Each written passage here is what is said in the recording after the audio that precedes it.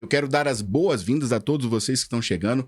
Nós vamos agora diretamente para a matéria, mas antes eu vou trazer um vídeo aqui que eu preparei, especialmente para os nossos guerreiros e heróis que passaram por toda este combate em busca da nossa liberdade. Está com vocês aqui na tela. Desespero dos policiais. Resgatar o delegado. Resgatar o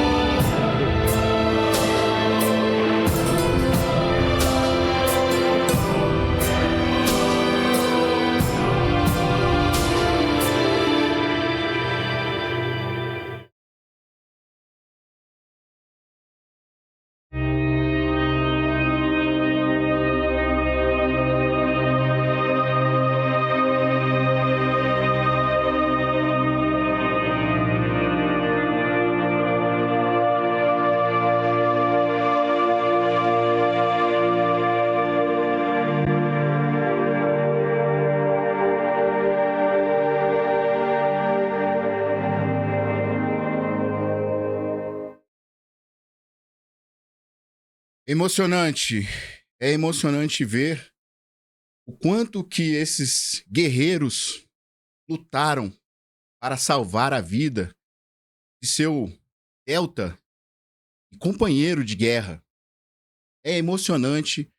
Infelizmente, o delegado Bernardo Anis perdeu a sua perna neste combate e os outros 4 que perderam as suas vidas em busca da liberdade. Em busca da liberdade, não somente daquela comunidade, mas estão em busca da liberdade do povo brasileiro. Eles estão combatendo o mal que há no Brasil. Meus parabéns e nossa eterna gratidão. Aqui o canal faz essa homenagem, em homenagem aos senhores que tanto batalham e não são, muitas das vezes, valorizados. E, pelo contrário, são o tempo inteiro criticados por vagabundos que nada entendem de segurança pública e querem o tempo inteiro destruir com a imagem da polícia em nosso país. Meu muito obrigado. Eu peço a todos vocês que estão aqui conosco, deixe o seu like, é importante para o canal reverberar, né, obviamente, para mais pessoas, para que a gente possa ter um alcance maior. Agora, não obstante, tivemos aí uma pressão, estamos tendo uma ameaça de fato contra Cláudio Castro. E eu vou trazer para vocês aqui, em ordem cronológica, essas ameaças que têm ocorrido. E acredito que uma delas, sem dúvida, foi a presença de Alexandre de Moraes no Rio de Janeiro, saindo completamente de suas prerrogativas em defesa da Constituição para dar bedelho no trabalho do Executivo e da segurança do Estado do Rio de Janeiro. Acompanhe comigo aqui a chegada dele.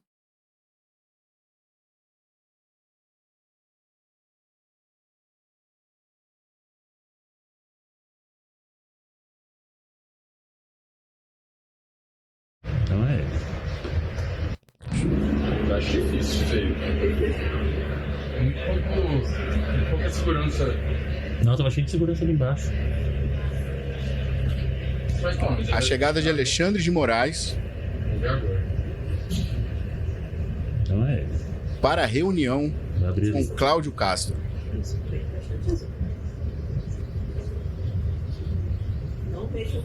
É ele mesmo. E ele mesmo. A careca não. A mulher falando, a careca não tem como negar, né?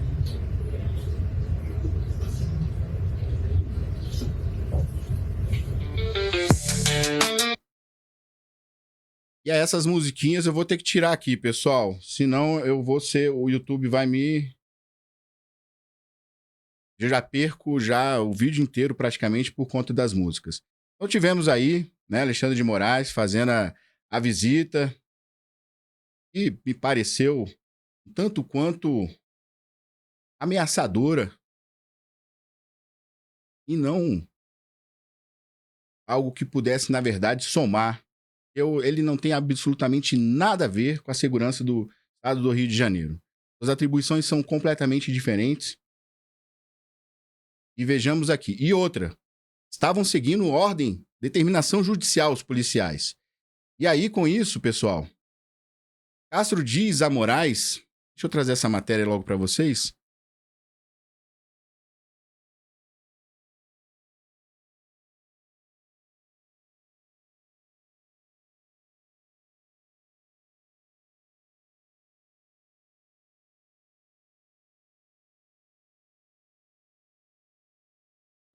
Deixa eu mudar aqui rapidinho, pessoal. Saiu aqui da ordem, eu vou colocar na ordem aqui rapidamente.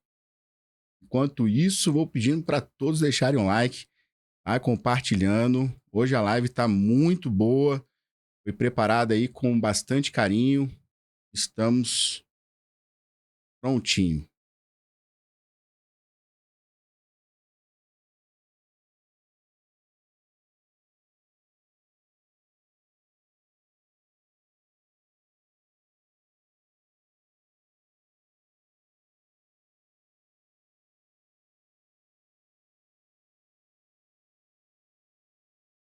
Prontinho, prontinho, prontinho. Então, após a visita, né, de Alexandre de Moraes, Castro disse que a ação no Rio de Janeiro ela foi proporcional e realmente sabemos, acho que é ficar enxugando gelo aqui, falar de uma situação que todos nós já estamos cansados de saber, né? O policial chegou, traficante, narcoterrorista, foi pro combate e a polícia simplesmente fez o papel dela, tá? Inclusive temos uma fala aqui, eu vou trazer já já para vocês também sobre esta questão. E aí tivemos aqui agora, no dia de hoje, tá? O TSE julga Cláudio Castro por suposto abuso de poder político nas eleições de 2022. Então a coisa, ela já começa a se parecer e começa a tomar um corpo de ação, perseguição, tá? Contra o governador. E vamos falar aqui, ó, o Tribunal Superior Eleitoral começa nessa terça-feira, tá? O julgamento que pode cassar o mandato do governador do Rio de Janeiro, Cláudio Castro. O suposto abuso de poder político e econômico nas eleições de 2022, quando foi reeleito ao cargo. O julgamento é realizado em meio aos desdobramentos da mega operação policial da semana passada no Complexo da Penha do Alemão, na capital fluminense, que terminou com 121 mortos, 113 presos. A ação foi conduzida pelas forças de segurança do governo estadual e colocou Castro no centro das atenções políticas e judiciais. Além do governador, são investigados na ação que será julgada pelo TSE o vice Tiago Pampolha, o presidente da Assembleia Legislativa do Rio de Janeiro também, Rodrigo Barcelar, e outras 10 pessoas ligadas ao governo, incluindo a ex-secretária Daniele Christian Ribeiro Barros. Então, olha só, agora vocês vão começar a ver que isso aqui, logo após a operação, se deu início, retornaram com um processo que havia sido estava já engavetado, eles retornaram. Isso é completamente inaceitável, saber que no nosso país, enquanto uns agem para o bem, outros estão agindo na contramão, tentando fazer com que aquele que age corretamente seja prejudicado de todas as formas possíveis. Inclusive, tivemos aqui, eu vou trazer para vocês, que não somente a visita de Alexandre de Moraes, como eu já falei anteriormente, pareceu claramente ser uma forma de se impor o ministro supremo do Supremo, de todos os poderes, ele se vê desta forma. Isso ficou bem nítido aqui. Nós temos então, pessoal, entender o que eu analiso com isso. Aonde estamos neste momento? Realmente estamos dentro de uma democracia ou estamos vivendo numa falsa democracia? Ao invés de Lula tomar esses posicionamentos, estamos tendo Alexandre de Moraes tomando esse posicionamento. Mas sabemos que quem está no poder é Luiz Inácio Lula da Silva. E isso garante seu poder, de fato. Agora, saber que em todas as ocasiões, Alexandre de Moraes ele tem que tomar partido, ele tem que se intrometer, mesmo não sendo a sua prerrogativa, isso fere todos os conceitos que nós sabemos sobre o equilíbrio e o respeito ali entre as relações das instituições e dos poderes legislativo, executivo e judiciário. Isso já foi ferido há muito tempo, mas esta visita ela só nos deixa com mais certeza de que isso é realmente o que tem sido a realidade do nosso país. Agora, olhem aqui, isso aqui foi claramente uma ameaça, Isso aqui foi uma ameaça e eu vou trazer aqui para vocês agora.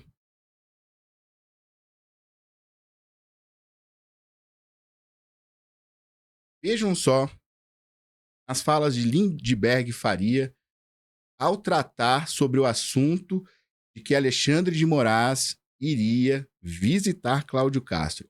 Vejam só o que ele fala neste vídeo. Moeda eleitoral. O Alexandre de Moraes está vindo para o Rio amanhã, porque ele é o relator daquela DPF sobre as operações policiais em favelas. Você sabe que o Supremo pede só 3 coisas. Primeiro, que tem que ter ocupação de educação, de saúde, de políticas públicas na favela. Não adianta entrar só com operação. Depois disso, o seguinte, tem que ser uma operação definitiva, tem que tirar o tráfico e a milícia. E terceiro, eles pedem investigação para saber quem são os cabeças. Mas o Cláudio Castro, ele fez uma reunião com deputados, estava lá Carlos Bolsonaro e vários outros, e ele deu uma de valentão. Olha o que ele fala do ministro Alexandre de Moraes. Inclusive, estaremos recebendo na próxima segunda-feira o relator, o ministro Alexandre de Moraes, que é o novo relator da DPF 635. Não receberei no Palácio, receberei aqui. Porque aqui é a casa das polícias, aqui nós queremos que seja feito toda a transparência e todo o processo de fiscalização. Não temos medo de órgão de controle algum, que estamos trabalhando com a honestidade, com a verdade e com a seriedade. Por isso, agradecer os senhores de estarem aqui. Qualquer autoridade que quiser vir, pode vir naquela lógica. Ou soma conosco, ou some, porque a gente não precisa de gente para fazer politicagem. Obrigado, presidente. Que corajoso. Você está sentindo o rei da cocada preta, né, Cláudio Castro? Quer dizer que numa reunião começa e diz: eu não vou recebê-lo no Palácio da Guanabara.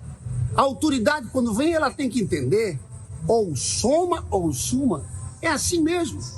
Você vai tratar o ministro do Supremo Tribunal Federal, logo você.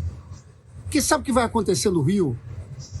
Quando eu falei que a esperteza demais come o dono, aqui vai ter a maior operação de investigação da história desse país, com Polícia Federal e Receita Federal. E vão pegar tudo. Os cabeças do Comando Vermelho do Tráfico não estão na favela, estão nos prédios de luxo da milícia, daquela refinaria que você defende, envolvida em tudo que é fraude. Vamos esperar o final dessa história. Para vocês notarem como o sistema, tá, é escancarado. Lindbergh Faria, aquele que leva e traz, já virou ali assessor do STF, é ele que manda prender, é ele que manda investigar. Vocês já perceberam isso, né? É o leve e traz do STF, está aí falando: ah, você é o corajoso, você é o machão. E você viu claramente no final do vídeo ele falando sobre a refinaria, sobre as investigações que vão ocorrer. Vocês perceberam o nível de ameaça? E o Cláudio Castro, não somente com esse julgamento que está aberto acontecendo a partir de hoje no TSE, ele está sendo ameaçado. Isso foi uma ameaça velada, mas é uma ameaça. Tá? Velada. Ele não falou: olha, eu vou te perseguir, eu vou... Não foi claro, mas foi uma ameaça. Olha, acho que para o bom entendedor, meia palavra basta, né? E a Polícia Federal, que ele fala tanto, a Polícia Federal foi capaz de negar blindados, negar a participação, mas a Polícia Federal foi capaz de fazer uma operação para buscar 49 passarinhos e utilizar um blindado, enquanto para buscar criminosos foi negado. O governo federal negou ajuda ao governador do Rio de Janeiro. Eu quero trazer para vocês, tá, esta situação um tanto quanto esdrúxula, inaceitável. Inaceitável. Vejam comigo aqui. Duque de Caxias, São Gonçalo e também Magé. Ana Beatriz Lourenço, também ao vivo com as informações. Quantos animais foram apreendidos até o momento, Ana? Bom dia para você. 49 pássaros resgatados, Mariana. Bom dia para você e para todos. Mais uma vez a gente fala sobre criminosos que comercializam pássaros e animais silvestres. Dessa vez foi uma operação da Polícia Federal. Os agentes foram até a casa de pessoas que... Olha aí, pessoal. Estão vendo? Olha só, a Polícia Federal para buscar 49 passarinhos. Agora vocês vão ver o pior, tá? Pior não chegou, não. Calma aí que vocês vão ver. Olha só isso aqui. Anunciam esses bichos pela internet ou também vendem animais em feiras aqui do estado do Rio. Olha isso aqui. Olha o aparato de segurança para ir buscar os passarinhos. A gente tem imagens aí do trabalho da Polícia Federal hoje de... Duque de Caxias, São Gonçalo e também Magé. A Polícia Federal, os agentes foram até a casa de... Agora eu vou botar aqui... Esse vídeo aqui, ele não tem o... Agora sim. Agora vejam a casa aqui, tá? Observem comigo.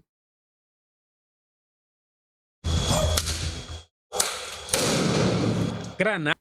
Ninguém na casa, tá? Olha a casa vazia. Olha só. Granadas de efeito moral abriram caminho para os agentes. Uma casa que parecia apenas uma residência familiar era usada como um criadouro clandestino. Quartos estavam lotados de pássaros. Um homem foi levado pelos agentes para uma outra casa, que também seria dele. Na hora da condução, ele ficou incomodado com a gravação e fez um gesto obsceno.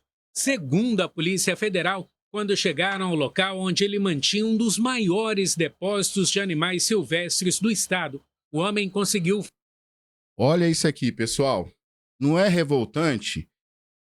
Será que nós teríamos perdido 4 vidas de 4 guerreiros lutando pela liberdade contra o narcotráfico, contra os narcoterroristas, se nós tivéssemos ajuda da Polícia Federal com esses blindados?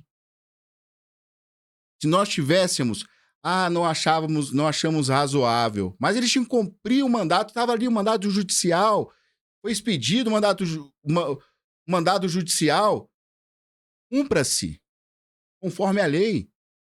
E aí nós temos a Polícia Federal negando participar de uma mega operação. E, de fato, se eles estivessem lá, eles teriam se recebido do mesmo jeito bala, que bandido não tem essa, não. Bandido vai descer bala mesmo.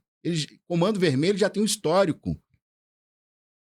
O histórico de combater a polícia, de reagir às operações policiais. Isso nós sabemos há muito tempo.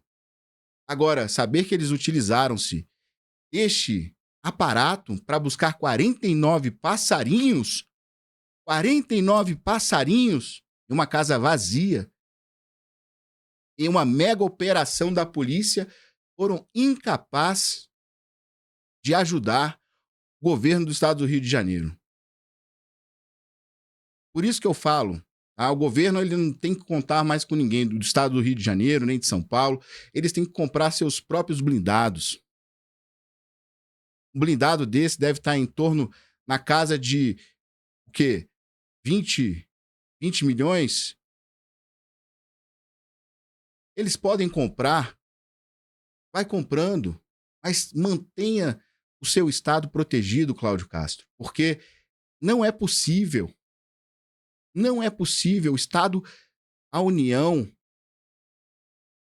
negar, sendo que é de interesse da União defender territórios dos quais são não somente territórios ali do Estado, mas são de valia para a União. Pessoal, esse negócio de narcotráfico, você sabe quantos % representa a droga que chega, tá?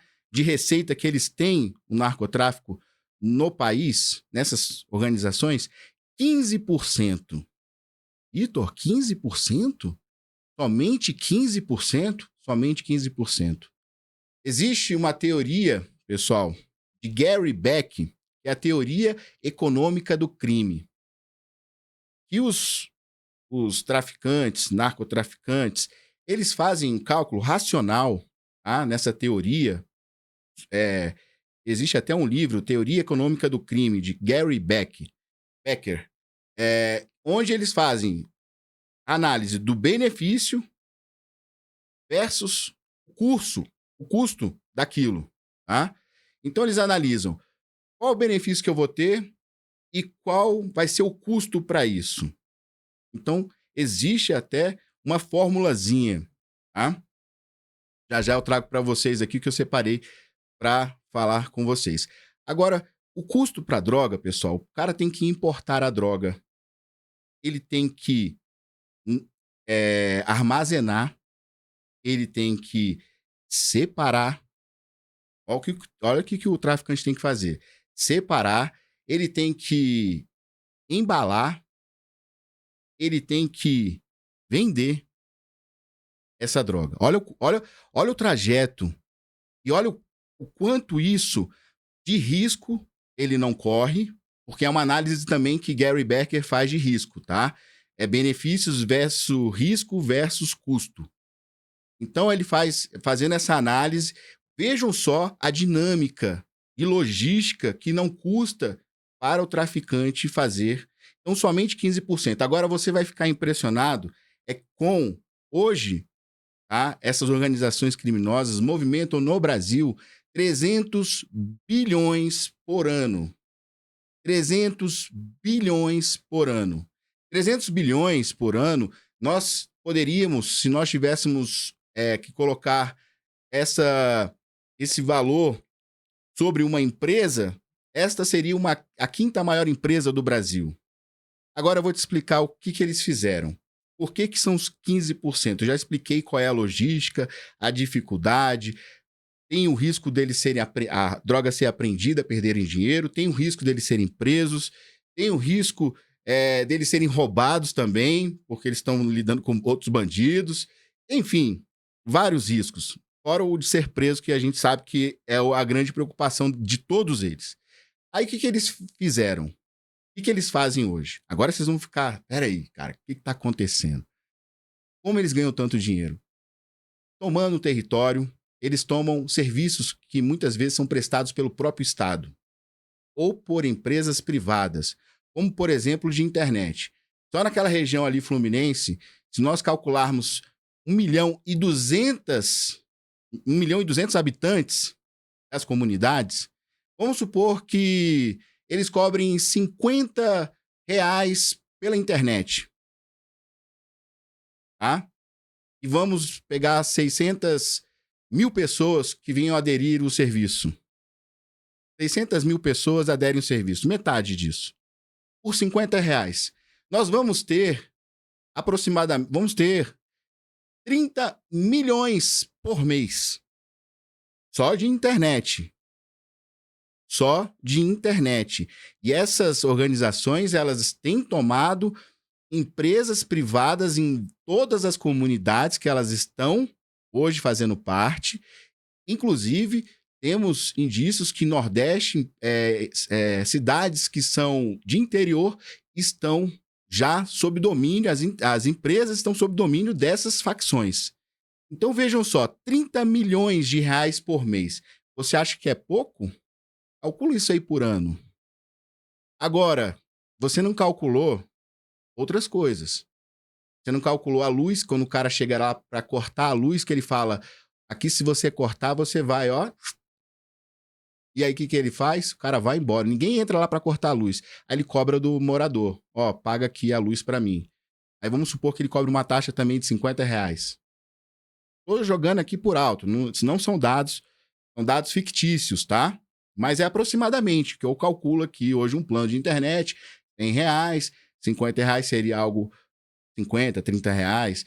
Luz também, o cara paga R$50 para ele, não tem luz cortada, água, o gás compra-se lá dentro, é mais caro. Então, você tem uma invasão de território, onde eles se apoderam dos serviços, não somente do Estado, mas eles estão se utilizando do valor dos nossos impostos. Imagine esse dinheiro, se esse dinheiro fosse aplicado, na verdade, não fosse, obviamente, roubado pelos corruptos, mas se esse dinheiro fosse aplicado nessas comunidades. Segurança, saúde, educação, tudo isso. Quanto que nós não teríamos de pessoas vivendo em condições salubres, em condições adequadas? E hoje nós temos pessoas vivendo em condições insalubres, onde eles acham lá, a criança cresce, como, por exemplo, o Doca, que é um traficante que é chamado também de urso, tá? Ele carrega um cordão de urso de ouro no peito, que ele custa R$800 mil. Ele começou a ser chamado de urso depois que ele derrubou o Peixão. É o Peixe, que é outro traficante de outra facção. Acho que é da TCP, tá? Então, o que acontece? O cara carrega um cordão de R$800 mil no peito. Esse cara, ele dá brinquedo, dá tudo para as crianças. A criança cresce achando que o cara é o Robin Hood, é o grande herói dele. E assim crescem as crianças. O Estado precisa entrar, de fato, e essas operações, elas são necessárias. São mais do que necessárias. Então, blindado desse é a 15 milhões, tá aqui a Garci dizendo 15 milhões. Eu não sei. Eu desconheço o valor do blindado. Eu sei que ele pesa toneladas e também pesa toneladas no seu valor também, que não é barato, mas o Estado pode sim aderir, sim, e é uma necessidade. Se faz necessário para poder a operação policial ter êxito. E é um absurdo saber que esses caras foram lá e tomaram, tá?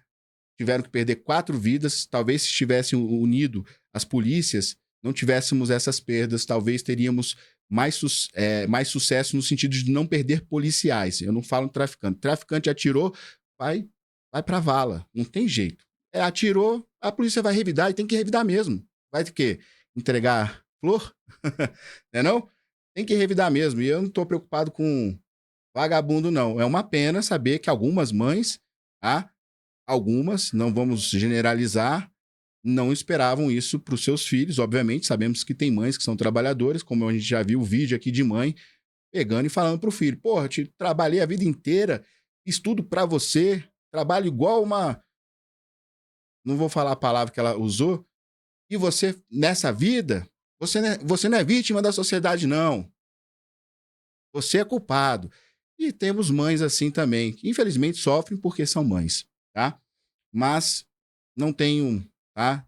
Não me consterno com nenhuma dessas vidas de vagabundo perdido, não. Vamos lá. Vou trazer aqui para vocês agora, pessoal, um outro vídeo aqui, o que, tá? O Alexandre Ramagem foi para cima do Alexandre de Moraes. Aí foi com tudo. Bateu aqui, bateu firme. Vejam só esse vídeo aqui comigo. Ele bate forte no Alexandre de Moraes. E não foi pouco, não. Todos viram o sucesso da operação policial, da mega operação da Polícia Militar, da Polícia Civil no Rio. Mas aí vem de Brasília, o ministro Alexandre de Moraes, um fiscal de tudo, vem para avaliar a operação. Operação policial que foi um sucesso operacional, de incursão, de progressão, de enfrentamento, sucesso de planejamento, uns 100 mandados de prisão para cumprir. Foram para cima da cabeça do Comando Vermelho, mais de 100 presos que se entregaram, mais de 100 mortos que resolveram enfrentar a polícia, a força policial, foram neutralizados. Tivemos 4 vítimas policiais, todos heróis, recorde de apreensão de fuzis. Aí vem Alexandre de Moraes, o sancionado, o que não cumpre a lei, violador de direitos humanos, vem para ouvir quem efetivamente deu início a um combate efetivo contra a criminalidade organizada. Há alguma hierarquia constitucional do ministro do STF perante as autoridades locais, estaduais? Nós elegemos governador, prefeito ou elegemos ministro supremo para políticas públicas e seguranças locais? O ministro está vindo para avaliar quais serão os desdobramentos e as medidas que serão adotadas a seguir. Está errado. Não existe essa subordinação. As polícias, elas já possuem, por lei, um controle interno, controle externo, controle judicial, Tribunal de Justiça, com o Ministério Público. Inclusive, as perícias estão sendo realizadas com análise direta do MP. Mas o ministro de Brasília já vem pedindo várias medidas. Ele quer saber o uso das câmeras, quer saber a justificativa da operação e também as medidas de responsabilização por abusos. A prioridade parece que não é saber a extensão desse narcoterrorismo, nem o financiamento, a logística, de onde vêm os fuzis, até fuzil venezuelano foi apreendido. Agora, isso tudo para validar a operação. Vai ver, é isso que ele quer fazer. Está cheio de sanção internacional, vem um cenário de direita aí, a sociedade demanda esse enfrentamento ao crime e a direita que reclama por ordem e segurança. Talvez vá até validar a operação. Mesmo que o Alexandre de Moraes valide toda essa operação, não é papel dele, nem de qualquer outro ministro do Supremo. Criaram essa legitimidade deles com essa DPF 635, que foi impetrada pelo PSB, Partido Socialista Brasileiro. Pegaram os pareceres dessas ONGs que protegem vagabundo, que o Lula, que os seus ministros, que o Flávio Dino visitam, e entraram com essa DPF das favelas no STF. Esses ministros adoram. É mais controle para o poder absoluto deles. Essa DPF 635 das favelas só fez travar as operações policiais. Só fez aumentar o poderio bélico e a dominação de territórios por essas facções. Já estava péssimo com todas essas políticas desastrosas desde lá do Brizola. conseguiu ficar muito pior com a DPF.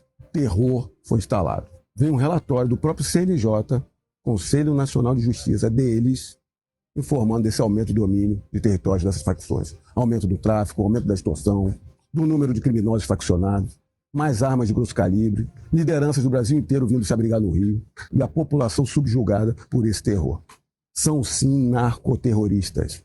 Por isso a larga aprovação da operação dentro, inclusive, das favelas. Aí vem o Gilmar Mendes, faz um post, o chefe do violador de direitos humanos, que se pronuncia sobre tudo, faz um post dizendo que o STF estabeleceu parâmetros para atuação policial. Não tem a capacidade de reconhecer que essa DPF só fez aumentar o poderio dessas facções, causando terror nessas comunidades. E de onde que parâmetros de segurança pública tem que vir do STF? Validando ou não essa operação está errado. Não é competência nem controle deles. Temos que encarar esse sucesso dessa operação como finalmente um início de um grande trabalho de recuperação desses territórios. Boa, boa. Alexandre Ramagem disse tudo aqui e ainda coloca essa questão da DPF 635. Eu vos digo aqui, ela, em seu texto, existe ali um cerne da questão que é agir apenas em excepcionalidades.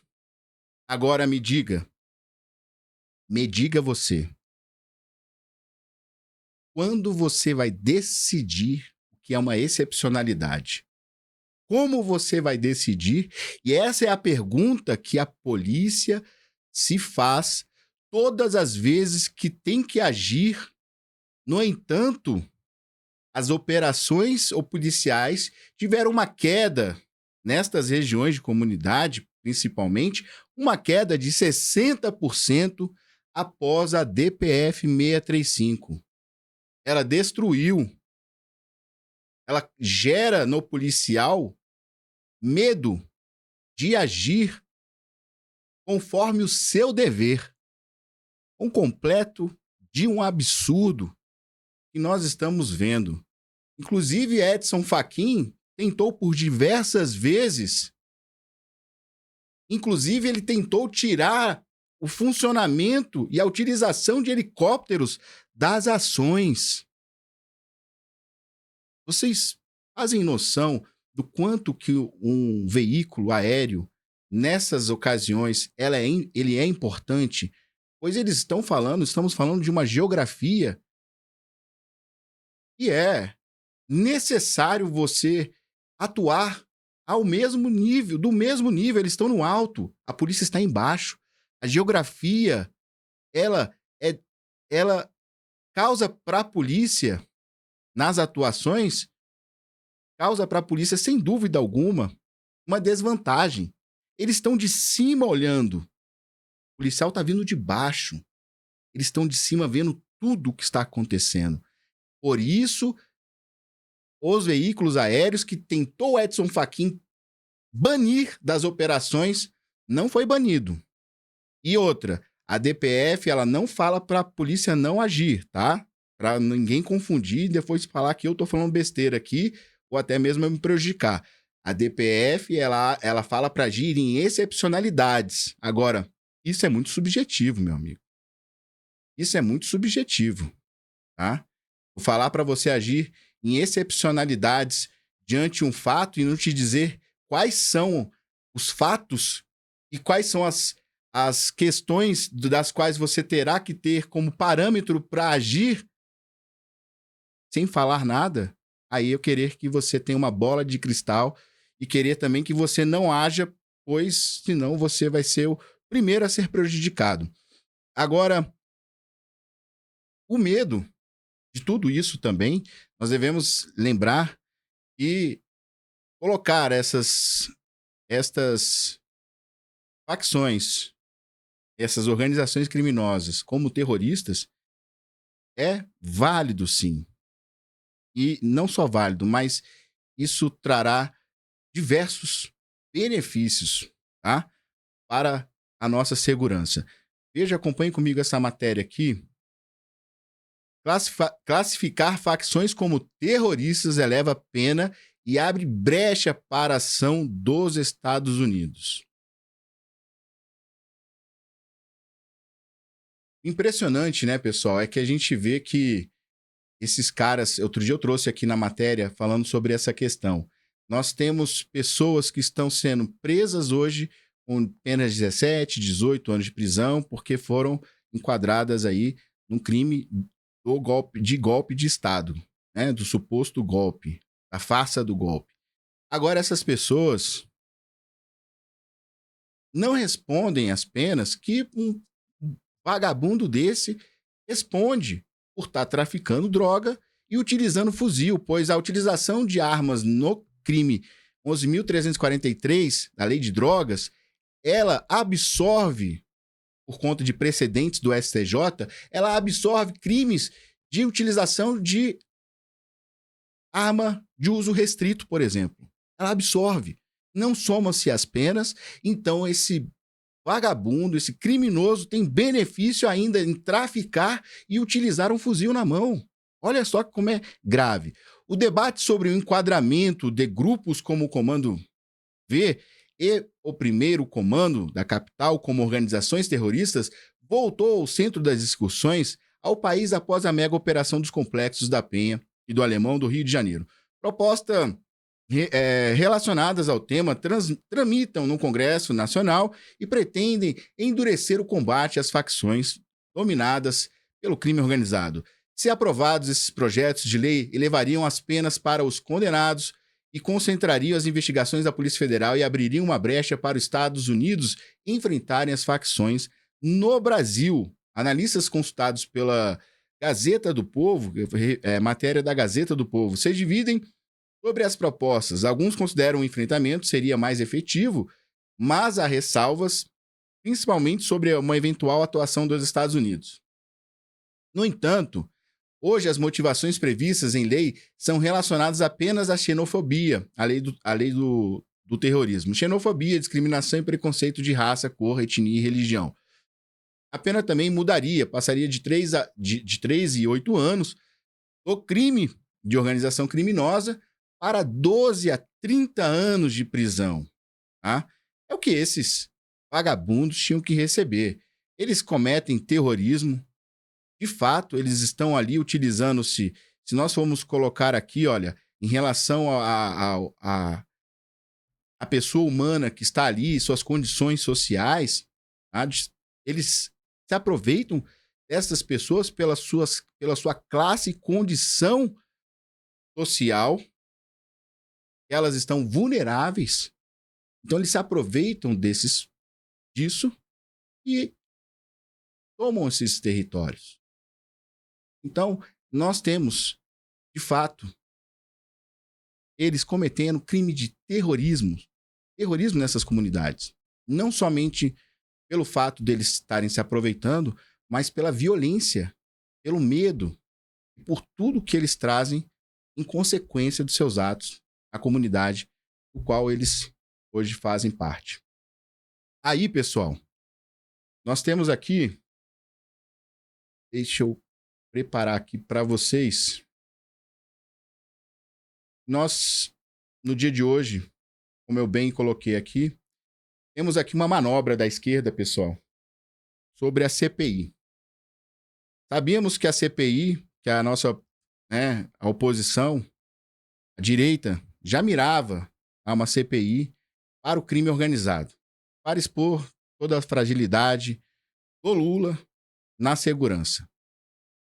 E essa CPI, hoje foi realizada uma manobra da esquerda, e eu vou preparar aqui a matéria para vocês, para que vocês já fiquem por dentro do que aconteceu.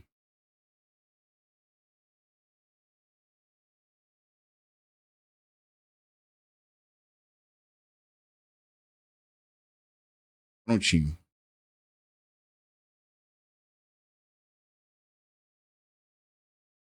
Manobra da esquerda elege petista. Mais uma vez, temos aí um petista à frente como presidente ou como relator, sempre a manobra da esquerda, ela tem sido infalível, né? Olha só, manobra da esquerda elege petista presidente da CPI do crime organizado. Fabiano Contarato venceu o senador Hamilton Mourão por 1 voto. O senador petista Fabiano Contarato foi eleito com 6 votos a favor e 5 contrários, como presidente da Comissão Parlamentar de Inquérito da CPI do crime organizado no Senado Federal. A eleição ocorreu na manhã desta terça-feira, dia 4. Fabiano disputou o cargo com o senador Hamilton Mourão, do Republicanos, que recebeu 5 votos. A CPI do crime organizado fez um acordo que o parlamentar que não ganhasse a presidência assumiria a cadeira de vice. Com isso, Mourão assumiu o cargo. Opa, eu não confio no Mourão.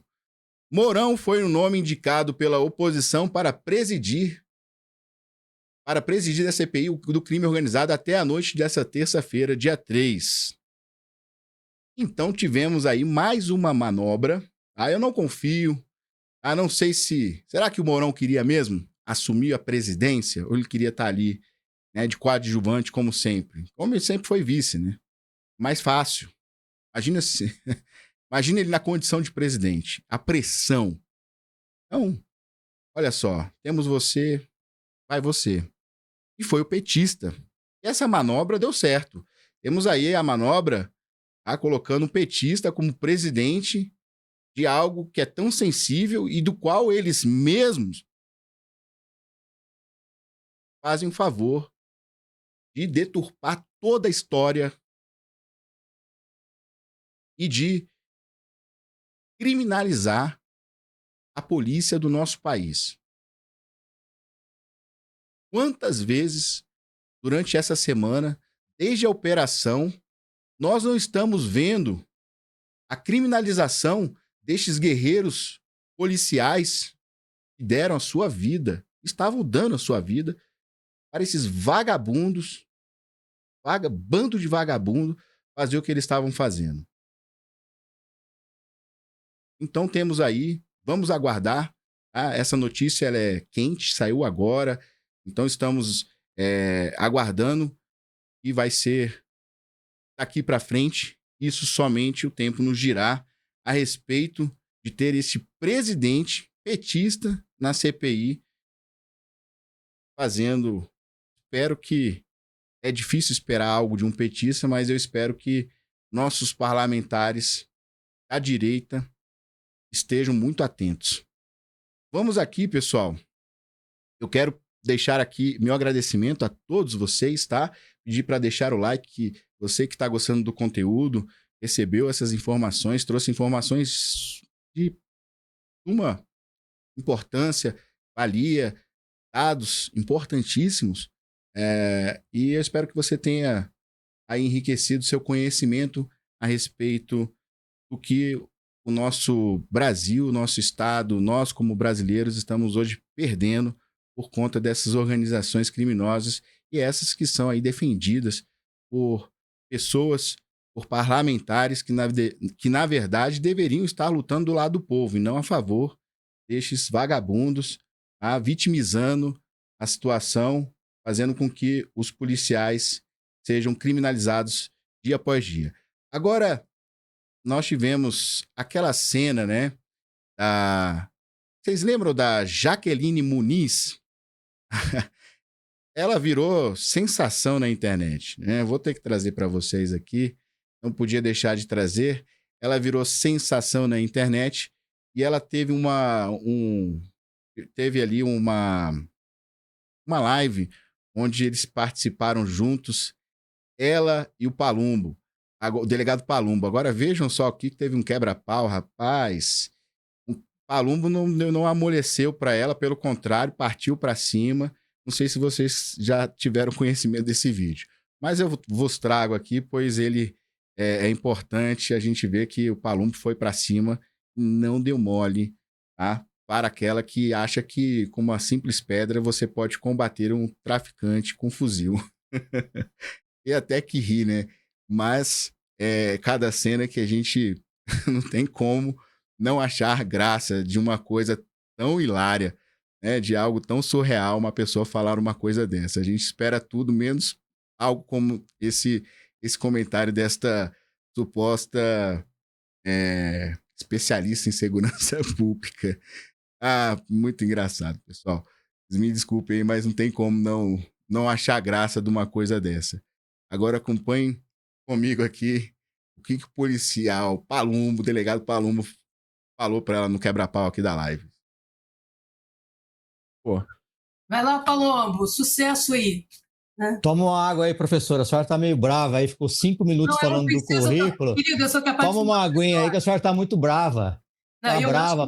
Ficou 5 minutos falando do currículo da senhora, falando, cagando regra, falando que fez doutorado, não sei o quê. A senhora só não sabe o que é pegar um trem desse aqui, ó, e subir e tomar tiro. Isso a senhora não sabe. A senhora é estudiosa, a senhora fez curso, a senhora fez tudo bem. A senhora só não tem a prática. A prática da senhora é zero. É zero. Ó, o currículo da senhora, eu faço isso aqui com o currículo da senhora. Ó. Isso aqui, ó, é zero. Zero. Caga a regra e não faz nada. Fica só estudando. Põe o óculos, eu vou cagar a regra agora. Faça isso, faça isso, faça isso, faça isso. Ah, tenha dó, minha senhora. Peraí. Tenha dó, vai. Peraí. O clima esquentou de tal forma ali, né? Parecia o Superman ali. Eu lembro de uma cena, não vou lembrar desse assunto de novo, não. Agora, vejam aqui, ó. Aí virou meme, né, pessoal? Pra gente finalizar aqui, virou meme isso aqui. Não tem pra onde correr, não. Olha só aqui, ó. Vejam aqui comigo. Hoje eu vou seguir a orientação de uma especialista de segurança pública que disse que com uma dessa aqui, ó, dá pra desarmar um ladrão com fuzil. Então, vou levar pro serviço. Se eu achar um bolso, eu vou deixar aqui no colete. Porta-pedras. Vamos ver se é verdade, hein? Coldre de pedras. Aqui, ó. Se honra. Tem que ter um coldre de pedras agora, né? É o coldre de pedras. Agora, para vocês aqui eu fui atrás, tá? Pesquisa minha, do Victor Mota. Vamos lá. Eu vou trazer aqui para vocês agora. Deixa eu colocar direitinho aqui para vocês verem isso aqui. Não sei se vai dar para ver aqui. Eu acho que sim. Bom.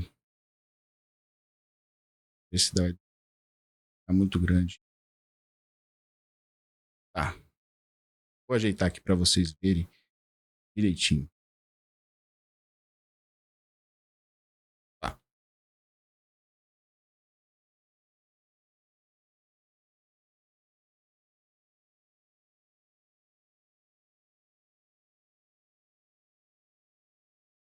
Prontinho, ó. Vou deixar aqui, ó. Eita, sumi da tela. Pronto.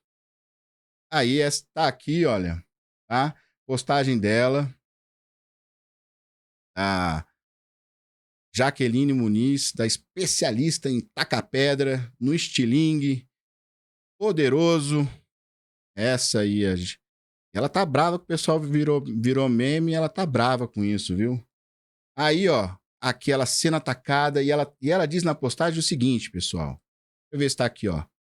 Não se enganem, eu sempre fui adoravelmente cooptada e radicalizada pelo fantasma do comunismo. Opa!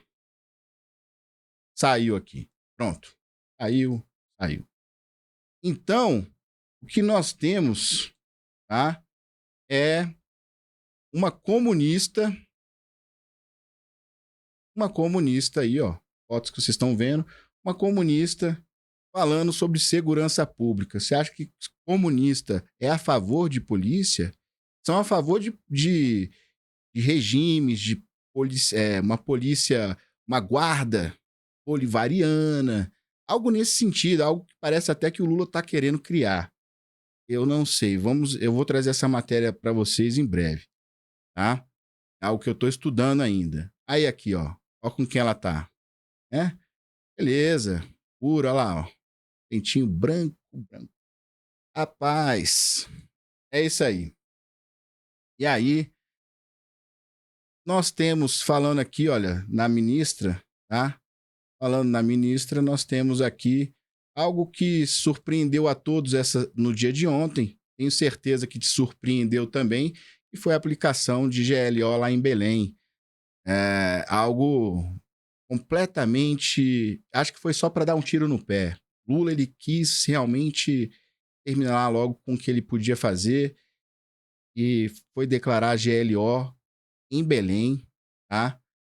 Agora eu vou trazer algumas cenas aqui para vocês de Belém, para que vocês somente acompanhem e entendam qual é a situação de Belém, como está no dia de hoje. Inclusive, estivemos no dia de hoje, tá? Já vou trazer até logo essa cena aqui, tá? Tivemos aqui, ó, já de cara, tá? No dia de hoje, foi postado no dia de hoje, pelo Space Liberdade, tá? Um assalto aos jornalistas. Isso, os jornalistas foram assaltados. Plena luz do dia. Veja aqui, acompanhe comigo.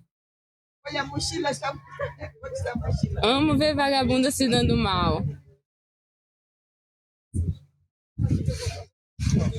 Eles são policiais, esses dois aí. Eles são descaracterizados. Então, eu acho que eles estão segurança, estão fazendo alguma coisa. Como é que ele vai subir? Eles vão pegar.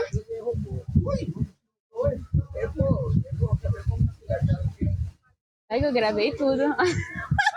Eram dois, né? Aquele que levou Deixa eu voltar aqui, ó. Amo ver vagabunda se dando mal. Eles são policiais, esses dois aí. Eles são descaracterizados. Então, eu acho que eles estão segurança, estão fazendo alguma coisa. Como é que ele vai subir? Eles vão pegar. Tá levantando a mochila lá, ó, no final. É que eu gravei tudo. A imagem tá longe. Mas fora isso... Mas tá meio longe, tá? Meio ruim da gente ver aqui. Mas aí, tá, pra gente poder finalizar, é assim que o escárnio que este desgoverno, escárnio que a primeira-dama, inclusive a ministra, estavam aqui, olha, fazendo uma grande festinha, um grande oba-oba, enquanto pessoas morrem pelo tráfico de drogas. Olha lá, a ministra que estava há poucos dias esbravejando na comunidade, dizendo que os policiais cometeram uma chacina. Está ela aqui, ó, em Belém já, ó, fazendo dancinha oba-oba com a primeira-dama.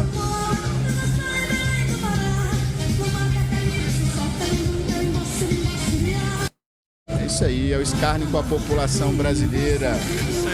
É o escárnio com a população brasileira, pessoal. É o escárnio com a população brasileira.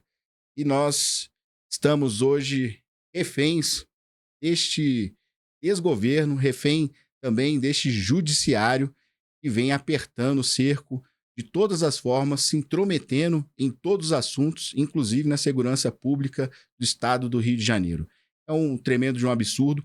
Pareceu, para muitos, uma ameaça a Alexandre de Moraes ter ido até lá, tá? E ele tem cada vez mais mostrado sua presença em assuntos que não lhe pertencem. Isso só nos faz tomar certas conclusões. E a minha conclusão é de que eu hoje, como cidadão brasileiro, não sinto que eu vivo mais em uma democracia. Eu sinto que, na verdade, nós estamos vivenciando de forma homeopática o nosso Brasil ser tomado por um regime, pois, aos poucos, eles estão agindo e tomando, inclusive, prerrogativas que não lhe pertencem e não fazem parte das suas ossadas. Então, isso, para mim, é de forma clara, homeopática, como foi feito com Bolsonaro. Primeiramente, tirou ele das redes sociais, botou a tornozeleira, depois prisão domiciliar, e assim eles vão fazendo. É uma forma da população brasileira sentir e ir se acostumando aos poucos com o regime e com as suas decisões. Eu não sei se para você teve essa sensação, eu tive, estou tendo, e acredito que essa intromissão ela é um sinal grave que nós devemos nos atentar, pois, como disse um dia Monark, nós não vivemos mais uma democracia.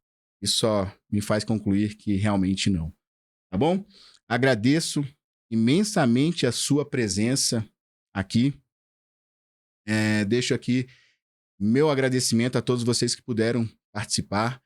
E nós estaremos amanhã, às 13 horas. Hoje nós entramos mais tarde, mas amanhã nós entraremos às 13 horas em ponto. E agradeço mais uma vez. Não esqueça de se inscrever no canal, caso você não seja inscrito. E nos vemos em breve, tá bom, pessoal? Tchau, tchau.